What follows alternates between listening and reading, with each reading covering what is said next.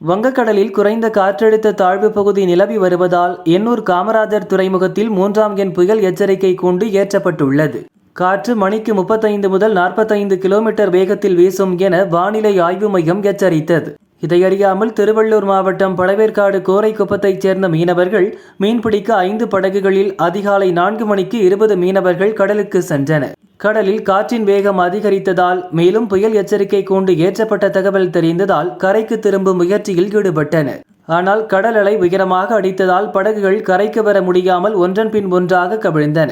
இதில் கோரைக்குப்பத்தைச் சேர்ந்த மகேஷ், அஜித், அருள், குமார், தேசப்பன் ஆகியோருக்கு சொந்தமான மீன்பிடி படகுகள் கவிழ்ந்து மீன்பிடி உபகரணங்கள் கடலில் மூழ்கின.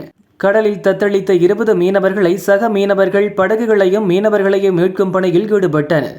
டிராக்டர் உதவியுடன் படகுகளை கரைக்கு இழுத்து மேடான பகுதிக்கு கொண்டு வந்தனர். மீனவர்கள் அதிர்ஷ்டவசமாக உயிர் தப்பினர். மீனவர் விஸ்வா உள்ளிட்ட சிலருக்கு காயம் ஏற்பட்டது.